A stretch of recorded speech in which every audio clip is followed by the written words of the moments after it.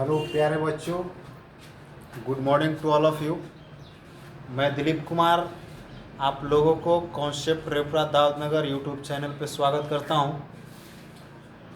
बात ऐसी है कि बहुत दिन से आप लोग का बायो का लेक्चर नहीं डाला जा रहा था, तो आज जो है मैं आप लोगों के बीच ये जो बायोलॉजी का जो अध्याय नंबर जो 6 है, चैप्टर का नाम है जनन, या जिसे हम लोग प्रजनन भी कहते हैं, इंग्लिश में इसको रिप्रोडक्शन कहा जाता है। तो आज जो है हम लोग रिप्रोडक्शन के बारे में जानेंगे कि ये जो चैप्टर है ये परीक्षा की दृष्टि से तो बहुत महत्वपूर्ण है ही, आपके लाइफ स्टाइल यानी रोज़मर्रा की ज़िंदगी में भी इसके बारे में आपको जानकारी होना चाहिए, ताकि जो है जानकारी के अभाव में आप कुछ ऐसा ना कर बैठे जिसके कारण आपको ज़िंदगी भर जो है कुछ ताना सुनने को मिलते रहे समाज में।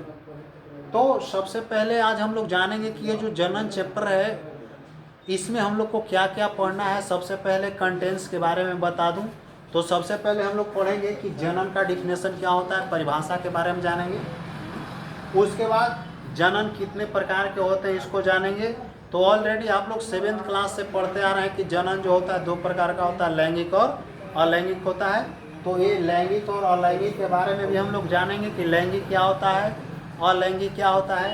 इसके बाद अगला टॉपिक होगा लैंगिक और अलैंगिक जनन में अंतर, यानी differences between sexual and asexual reproduction.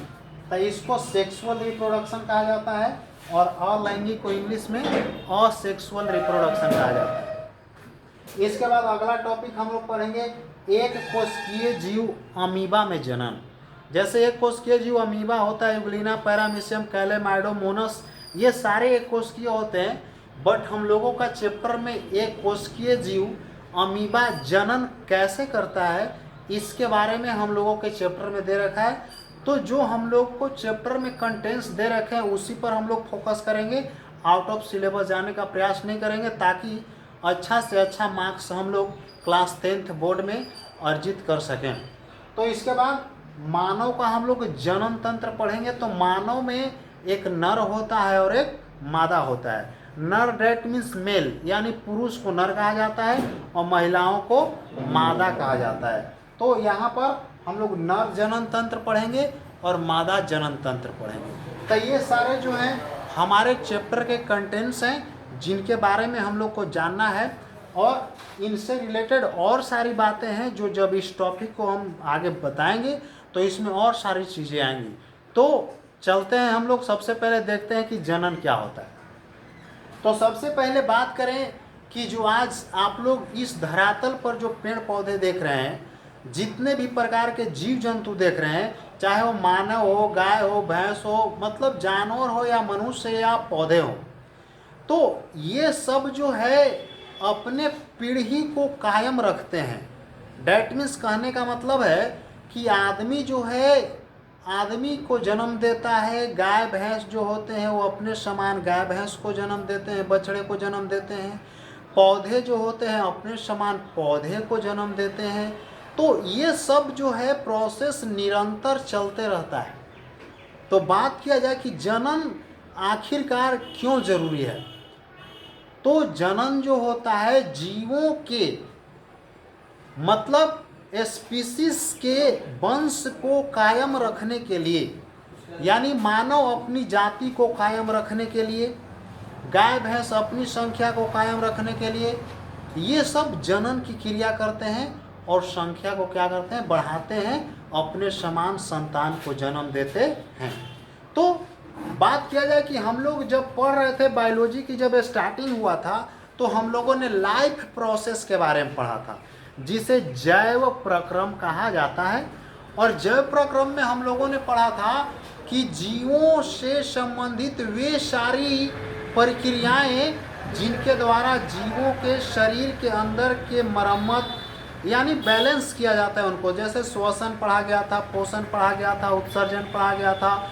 इस प्रकार से अब जो मैं चैप्टर लेने जा रहा हूँ जनन, ये भी एक जैव प्रक्रम ही है। लेकिन वो सारे जो जैव प्रक्रम थे जिसकी मैं बात करूं जैसे पोषण के बिना जीव जो है ज़्यादा दिनों तक जिंदा नहीं रह सकता है, श्वसन के बिना जीव जो है ज़्यादा दिनों तक जिंदा नहीं रह सकता। कह लो कि श्वसन एक ऐसा जैव प्रक्रम है मेरे भाई, श्वसन इसके बिना आदमी जो है चंद समय तक जिंदा नहीं रह सकता, यानी कुछ पल के बाद आदमी की यानी जीवों की मृत्यु हो जाती है। तो श्वसन सबसे महत्वपूर्ण क्या है? जैव प्रक्रम है, जैव प्रक्रम है। श्वसन सबसे महत्वपूर्ण जैव प्रक्रम है। इसी तरह से पोषण, इसी तरह परिवहन, इसी तरह उत्सर्जन। जो मैं आप लोगों को पीछे का चैप्टर उत्सर्जन पढ़ाया था, आप लोगों ने बहुत प्यार दिया, आप लोग अच्छे तरह से वीडियो देख रहे हो। तो यदि आप लोग को वीडियो अच्छा लगता है तो लाइक, सब्सक्राइब, शेयर करना ना भूलें, अपने दोस्तों के पास भी भेजें। तो आज मैं जनन के बारे में आप लोगों को पढ़ाने वाला हूं कि जनन क्या होता है। तो कोई भी जीव अपने वंश को कायम रखने के लिए जिस प्रक्रिया को अपनाता है उसी को जनन कहा जाता है। या कह सकते हैं कि जनन वैसा जैव प्रक्रम है जिसके माध्यम से कोई भी जीव अपने समान संतान की उत्पत्ति करते हैं और अपनी संख्या को या अपने वंश को कायम रखते हैं, उसी को जनन कहा जाता है। तो चलते हैं डिफिनेशन की बात कर लिया जाए कि जनन क्या है। तो ये 2 नंबर में आपका क्वेश्चन आ सकता है कि व्हाट इज रिप्रोडक्शन, यानी जनन क्या है या जनन किसे कहा जाता है। तो सबसे पहले बच्चों जनन का डिफिनेशन की बात करें कि जनन क्या है, इसकी डिफिनेशन की हम लोग बात करें तो लिखेंगे कि जनन वह जैव प्रक्रम है, जनन वह जैव प्रक्रम है जिसकी सहायता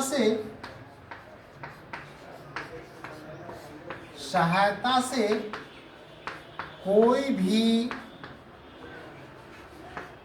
भी प्राणी अपने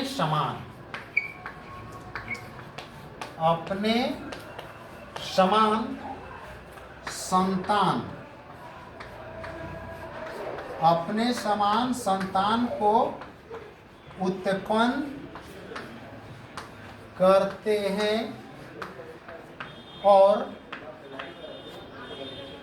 संख्या को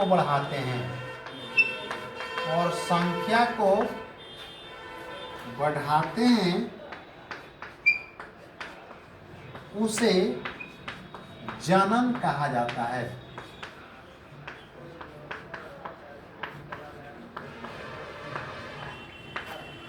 यानी जनन एक ऐसा जैव प्रक्रम है जिसकी सहायता से कोई भी जीव अपने समान संतान को जन्म देते हैं या संतान की उत्पत्ति करते हैं और संख्या को बढ़ाते हैं, यानी पीढ़ी दर पीढ़ी उनका जो है यानी प्रजाति विलुप्त न हो, इसके लिए वो जनन को अपनाते हैं, संख्या बढ़ाते हैं। कोई जरूरी नहीं है कि जैसे जैव प्रक्रम की हमने बात किया तो जनन कोई आवश्यक जैव प्रक्रम नहीं है। जैसे मान लिया जाए कोई कहेगा कि क्या जनन के बिना कोई जिंदा रह सकता है कि नहीं। हाँ, जनन एक ऐसा जैव प्रक्रम है जिसके बिना कोई भी जीव जिंदा रह सकता है, लेकिन आने वाले समय में वो धीरे धीरे उसकी संख्या क्या हो जाएगी, विलुप्त हो जाएगी और वो जो जीव है आने वाले कुछ वर्षों के बाद उसकी जो प्रजातियां हैं वो समाप्त हो जाएंगे। और इस प्रकार से यदि सभी जीव जंतु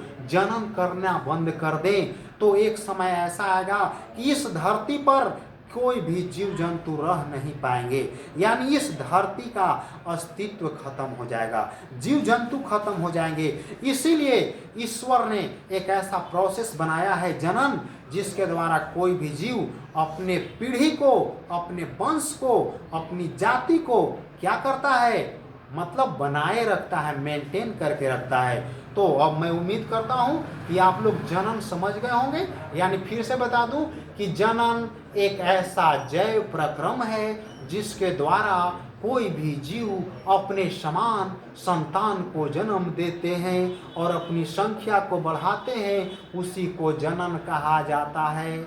और जनन की प्रक्रिया अपनी पीढ़ी को कायम रखने के लिए, यानी उनका जो वंश है वो हमेशा कायम रहे, आने वाले समय में वो प्राणी विलुप्त न हो, इसके लिए जनन अपनाया जाता है या जीव जनन करते हैं। यानी मैं बात करूं कि एक मानव है तो उससे मानव का बच्चा ही आएगा, एक डॉग है तो उससे डॉग का बच्चा ही आएगा, एक एलिफेंट है तो उससे एक एलिफेंट का ही बच्चा आएगा। यानी अपने समान कहने का मतलब है कि एक मानव को ही जन्म देगा, एक कुत्ता कुत्ते को ही जन्म देगा, एक हाथी का बच्चा ही जन्म देगा। ऐसा नहीं है मेरे बच्चों कि आदमी जो है बंदर का बच्चा जन्म देगा और कुत्ता जो है बकरी का बच्चा जन्म देगा, ये कभी संभव नहीं है। इसीलिए डिफिनेशन जब भी लिखें तो उसमें लिखना जरूरी है कि कोई भी जीव अपने समान संतान को उत्पन्न करते हैं और संख्या बढ़ाते हैं, इसी को जनन कहा जाता है। अब मैं उम्मीद करता हूं कि आप लोग जनन का डिफिनेशन समझ गए हैं। अब चलते हैं जनन कितने प्रकार के होते हैं। तो जनन मुख्य रूप से 2 प्रकार का होता है। तो सबसे पहले बात कर लिया जाए कि जनन के प्रकार कितने होते हैं। तो जनन 2 प्रकार का होता है। आप लोग 7th क्लास में भी पढ़े होंगे, 8th क्लास में भी पढ़े होंगे। तो जो जनन होता है वो जनन के 2 प्रकार होते हैं। एक को कहा जाता है लैंगिक जनन, एक को क्या कहते हैं बच्चों, तो लैंगिक जनन कहा जाता है। और दूसरा को क्या कहते हैं, तो जो दूसरा होता है उसे अलैंगिक जनन कहा जाता है, अलैंगिक जनन कहा जाता है। तो पहला हुआ लैंगिक जनन और दूसरा क्या हो गया, तो दूसरा हो गया अलैंगिक जनन। अब इसको जो है इंग्लिश में सेक्सुअल रिप्रोडक्शन कहा जाता है लैंगिक जनन को, और अलैंगिक को एसेक्सुअल रिप्रोडक्शन भी कहा जाता है। अब हम लोग बात करेंगे कि लैंगिक जनन किसे कहते हैं। तो लैंगिक जनन की बात कर ले तो लैंगिक जनन, तो ये जो लैंगिक जनन को समझने से पहले मैं बता दूं कि लिंग क्या होता है। लिंग, क्योंकि इसमें लिंग की बात होगा। तो लिंग जो होते हैं मेरे भाई, यदि बायो में मैं बात कर लूं तो लिंग यानी एक होता है स्त्रीलिंग जिसे हम लोग मादा कहते हैं, और एक होता है पुल्लिंग जिसको नर कहा जाता है। तो इसमें मेरे भाइयों लैंगिक जनन की मैं बात करूं तो वैसा जनन जिसमें नर और मादा भाग लेते हैं, यानी जिसमें स्त्रीलिंग और पुल्लिंग दोनों की भूमिका होती है। तो अब हम लोग बात करेंगे डिफिनेशन की कि लैंगिक जनन किसे कहा जाता है। तो वैसा जनन जिसमें नर और मादा दोनों भाग लेते हैं और अपनी संख्या को बढ़ाते हैं, उसे लैंगिक जनन कहा जाता है। या दूसरा डिफिनेशन आप लोग लिख सकते हो कि वैसा जनन जिसमें नर युग्मक और मादा युग्मक भाग लेते हैं, उसे लैंगिक जनन कहा जाता है।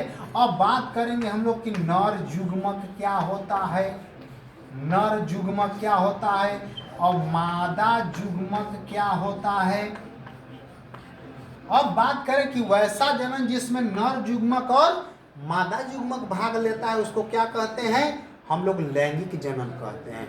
तो अब नर युग्मक जिसको हम लोग शुक्राणु कहते हैं और मादा युग्मक जिसको हम लोग अंडाणु कहते हैं। तो मेरे भाई अब आपको समझ में आ गया होगा कि नर जो होते हैं, पुरुष जो होते हैं, उनमें शुक्राणु बनता है और जो मादा होते हैं उनमें अंडाणु बनता है, और यही अंडाणु और शुक्राणु जब आपस में मिलते हैं तो इस क्रिया को क्या कहा जाता है, निषेचन कहा जाता है। तो यहाँ पर एक और नया पॉइंट आ गया, क्या निषेचन क्या होता है। तो थोड़ा सा इसको भी हम लोग समझ लेते हैं कि निषेचन क्या होता है। निषेचन, निषेचन की बात करें तो निषेचन क्या होता है, तो लिखेंगे कि अंडाणु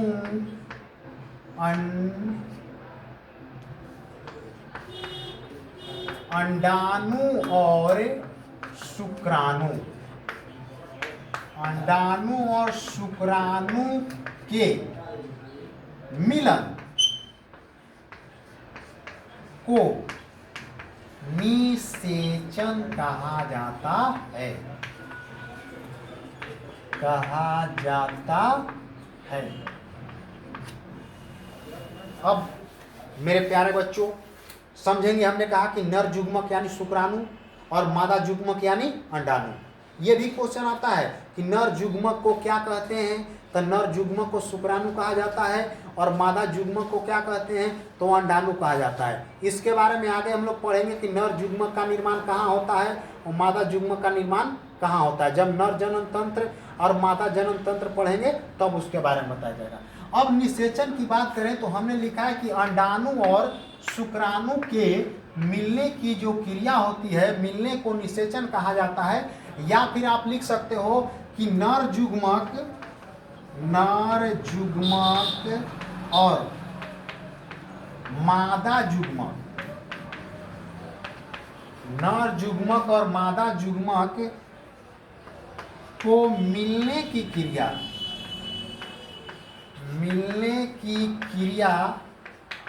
को निषेचन कहा जाता है,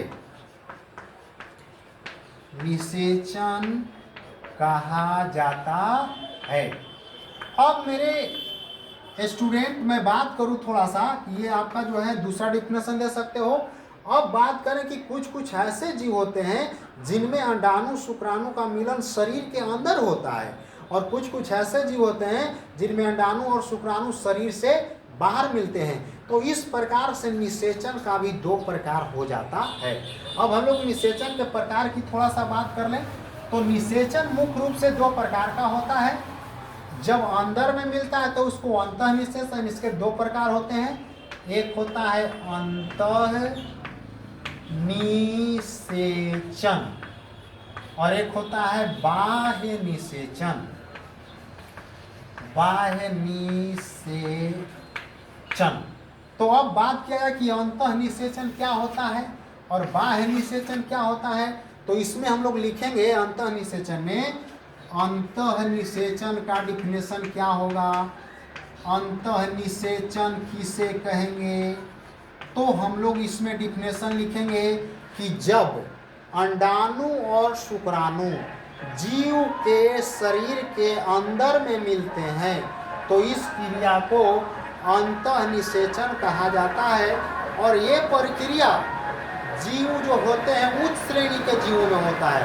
अब उच्च श्रेणी के जीव की बात करें तो जैसे मानव, इसका जैसे एग्जाम्पल की बात कर लें, एग्जाम्पल में इसका मानव हो जाएगा, गाय हो जाएगा, भैंस हो जाएगी। इसके बाद और भी बहुत सारे जो आप आस पड़ोस में देखते हो जानवर जो होते हैं। और कुछ उच्च श्रेणी के जो हमारे जो होते हैं पौधे, उनमें निषेचन नहीं होता, उनमें तो परागण की क्रिया होती है, जो आगे मैं पढ़ाऊंगा कि जो पुष्पित पौधे होते हैं वो जनन करते हैं तो उनमें क्या निषेचन होता है, तो उनमें निषेचन नहीं होता। पौधों में क्या होता है, परागण होता है, जो आगे का पॉइंट है हम लोग पढ़ेंगे अगले पॉइंट में। तो सबसे पहले अंतः निषेचन यानी अंडाणु और शुक्राणु जब जीव के शरीर के अंदर मिलते हैं तो इनको अंतः निषेचन कहा जाता है। और जब अंडाणु और शुक्राणु शरीर के बाहर में मिलते हैं तो उसको क्या कहा जाता है, बाह्य निषेचन कहा जाता है। तो बाह्य निषेचन में आप लोग मुख्य रूप से बाह्य निषेचन, तो बाह्य निषेचन में आप लोग मुख्य रूप से याद रखेंगे दो एग्जाम्पल बहुत इंपॉर्टेंट है, एक है मछली और एक है मेढक।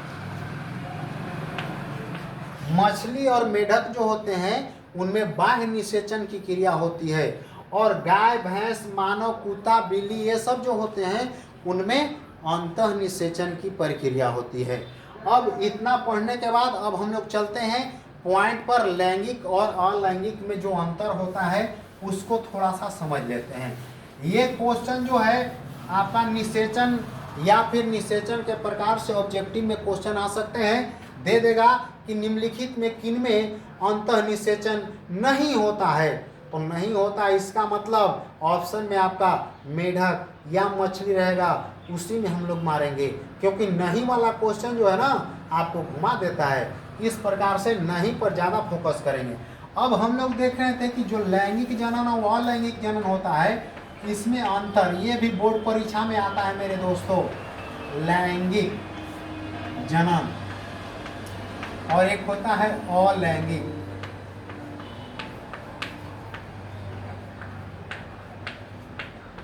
तो अब जो है हम आप लोग को पिछले वीडियो में बता चुके हैं कि ये जो होता है अंतर लिखने के लिए आते हैं, वो 3 नंबर में पहले आते थे, लेकिन अब 2-2 नंबर में ही आते हैं। तो 2 नंबर में आएगा तो आप 2 अंतर या 3 अंतर लिख देंगे, कोई दिक्कत नहीं होगा।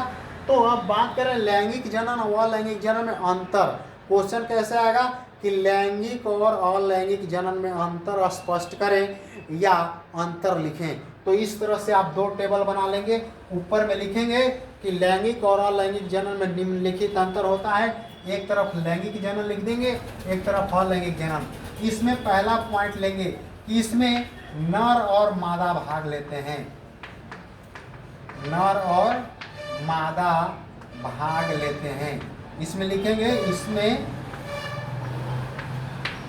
इसमें नर और मादा भाग लेते हैं। लेकिन इसमें लिखेंगे कि इस जनन में नर और मादा में कोई एक भाग लेता है। या ऐसे लिख सकते हो कि इस जनन में केवल एक व्यष्टि भाग लेता है, केवल एक व्यष्टि भाग लेता है। अब दूसरा अंतर आप लिख सकते हो इसमें कि इसमें अंडाणु और शुक्राणु भाग लेते हैं। इसमें दूसरा आप लिख सकते हो कि इसमें अंडाणु शुक्राणु भाग नहीं लेते हैं। इसमें अंडाणु और शुक्राणु भाग नहीं लेते हैं। अगला पॉइंट आप लिख सकते हो, तीसरा पॉइंट आप लिख सकते हो कि इसमें उत्पन्न संतान एक जैसे नहीं होते हैं, एक जैसे नहीं होते हैं। और इसमें आप लिख सकते हो कि उत्पन्न संतान एक जैसे होते हैं, एक जैसे होते हैं। चलिए, तो अब हम लोग बात करें कि यहाँ पर जो मैंने पॉइंट लिखा कि उत्पन्न संतान एक जैसे होते हैं, एक जैसे नहीं होते हैं और एक जैसे होते हैं। जैसे बात किया जाए, आप लोग अपने आस-पास में देख सकते हो, जैसे एक ही माता पिता के 2 बच्चे होते हैं, 3-4 बच्चे होते हैं, वो देखने में एक जैसे नहीं होते हैं। लेकिन जो एक कोशिकीय जीव होता है, जो अलैंगिक जनन की प्रक्रिया करता है, उनमें क्या होता है कि नर और मादा भाग नहीं लेते हैं। और नहीं लेने के कारण वो जो होते हैं उनमें गुणसूत्र ट्रांसफर नहीं होता है। और गुणसूत्र ट्रांसफर जब नहीं होता है तो वो जो होते हैं, जिस प्रकार के उनके माता पिता होते हैं, उसी प्रकार के उनके संतान भी पैदा होते हैं, जिन्हें क्लोन कहा जाता है। यानी हूबहू वैसे ही। जैसे बात कर लिया जाए कि जो अमीबा होता है,